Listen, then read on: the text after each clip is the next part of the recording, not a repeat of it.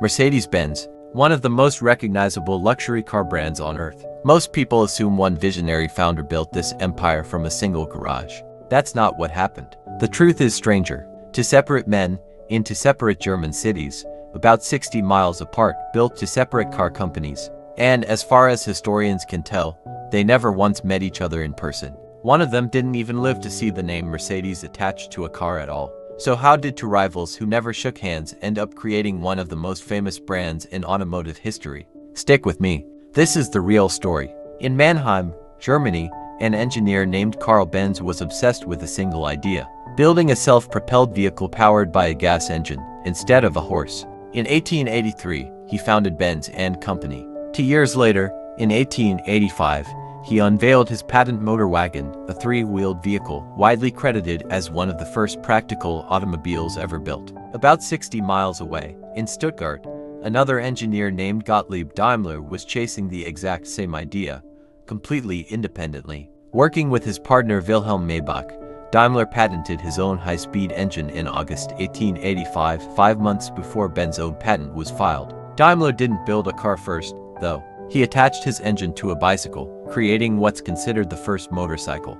Benz, meanwhile, had already mounted his engine on wheels designed specifically for a vehicle. Historians still argue about who truly deserves the title of inventing the automobile. What almost nobody disputes is these two men, who would eventually give their names to the same company, apparently never met. The rivalry between them was intense from the start. In 1889, Daimler unveiled a new, faster and more powerful vehicle than anything Benz had built. Benz responded a few years later, in 1892, with his own four-wheeled design. Back and forth, year after year, each man pushed the other's engineering forward, without either one ever picking up a telephone or writing a letter to the other. Two of the most important figures in automotive history spent their entire careers as rivals they never personally knew.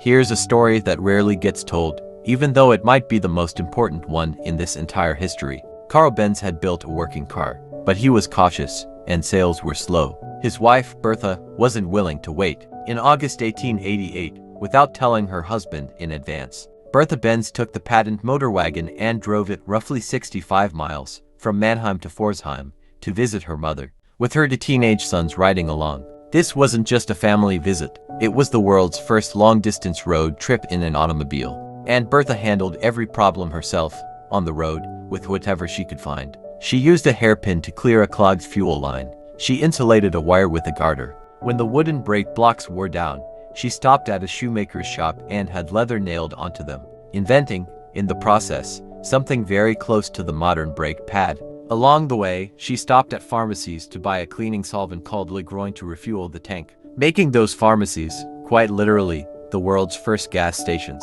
When she reached her destination, she sent Karl a telegram. The publicity from her journey did more for the credibility of the automobile than any advertisement could have. Bertha Benz didn't just support her husband's invention. She proved, in public, on real roads, that it actually worked. Meanwhile, over at Daimler's company, a wealthy Austrian businessman and diplomat named Emil Jelinek had become one of their biggest customers, and their biggest critic. He thought Daimler's existing vehicles were too tall, too unstable, and simply not good enough. As a major beer and dealer, Jelinek had leverage. He pushed Daimler's company to build a completely new model, lower, wider, and faster than anything they'd made before. He attached one condition to the deal. The new car had to be named after his daughter. Her name was Mercedes. In 1901, the new model debuted, faster and more advanced than any competing vehicle at the time.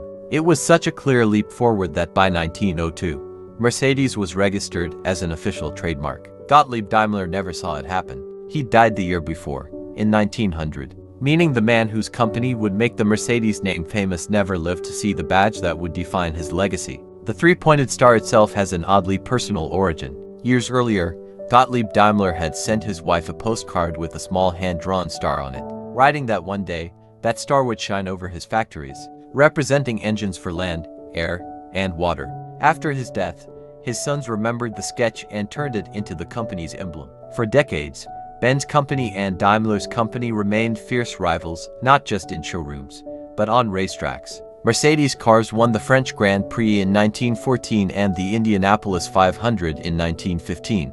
Benz owned Benz, powered by a massive 21.5-liter engine, set a world land speed record that stood for nearly a decade. Both companies spent small fortunes trying to outrace each other, long after their founders were gone. Then, in the 1920s, post-war Germany's economy collapsed under massive inflation.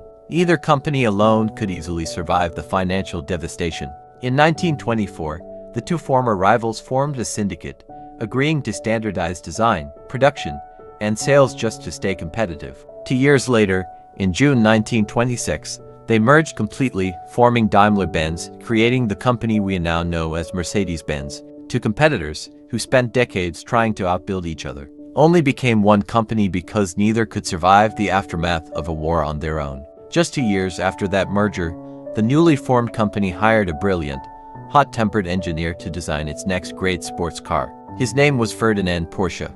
Porsche's creation was the Mercedes-Benz SSK, a short wheelbase, supercharged monster capable of up to 120 miles per hour, at a time when that number sounded almost impossible.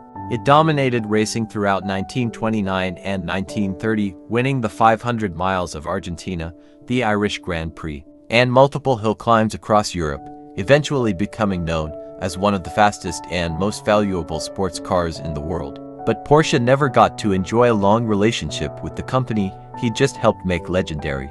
In late 1928, after a dispute with Daimler-Benz board of directors, he stormed out. Within a few years, Ferdinand Porsche founded his own company, the one that still carries his name today, and that would eventually become one of Mercedes-Benz's biggest rivals all over again. The SSK was the last car he ever designed for Mercedes. It's also considered one of the most influential sports cars of the entire 20th century. There's a darker chapter in this history too, one the company itself has publicly acknowledged. During World War II, like many major German industrial companies at the time, Daimler-Benz used forced labor in its factories. By the company's own published historical research, by late 1944, nearly half of its more than 63,000 workers were forced laborers, prisoners of war, or concentration camp inmates. In 1988, decades later, Daimler-Benz board publicly committed to paying reparations to former forced laborers, money directed toward elderly survivors and their families,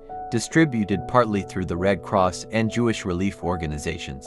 The company has since published its own historical research into this period, describing it plainly as a dark chapter it takes responsibility for. It's a sobering reminder that even brands built on genuine engineering brilliance carry difficult history alongside it. After the war, Germany's rebuilding period is often called the economic miracle, and Daimler-Benz became one of its clearest success stories. The company rebuilt its factories, leaned into precision engineering, and slowly repositioned Mercedes-Benz as a symbol of luxury, safety, and reliability rather than just raw engineering achievement. By the second half of the 20th century, the three-pointed star had become shorthand for prestige around the world, worn on hoods from Berlin to Beverly Hills. Today, Mercedes-Benz faces a very different kind of rivalry than the one between Benz and Daimler. In 2025, the company posted revenues of 132.2 billion euros, but net profit fell nearly 50% compared to the year before. The company sold around 9% fewer cars, and fully electric vehicle sales actually declined by nearly 9% as well. Even as the rest of the industry pushes toward EVs, much of the pressure is coming from China, once one of Mercedes-Benz's strongest markets, now accounting for the sharpest sales decline of any region, down close to 20% in a single year. Local Chinese automakers, moving fast and pricing aggressively, are challenging a brand that has represented automotive prestige for over a century. The competition now isn't a fellow German engineer 60 miles away. It's a global race toward electric vehicles, playing out against homegrown rivals in the very market that used to be one of Mercedes-Benz's biggest strengths. The brand that once defined the very idea of the automobile is now working to prove it can still lead in an entirely different kind of engine. The story of Mercedes-Benz isn't really the story of one visionary founder. It's the story of two men chasing the same idea in parallel, without ever meeting. A wife who proved the invention worked when her husband hesitated to prove it himself. A customer who forced a company to build something better, on the condition it carry his daughter's name. A brilliant engineer who designed one legendary car and then walked out to build his own rival empire. And two competitors who only became partners once neither could survive alone. Even the company's own history hasn't been uniformly heroic. Acknowledging the darker chapters alongside the engineering triumphs is part of understanding how a 140-year-old brand actually got here, not just the parts that make for a comfortable highlight reel. Sometimes the biggest brands aren't built by one person's genius. They're built by rivalry, coincidence, and people refusing to wait for permission. If Bertha Benz hadn't taken that car on the road without asking, do you think Mercedes-Benz would even exist today? Let us know in the comments. And if you enjoyed learning something new today, don't forget to subscribe so you don't miss the next one.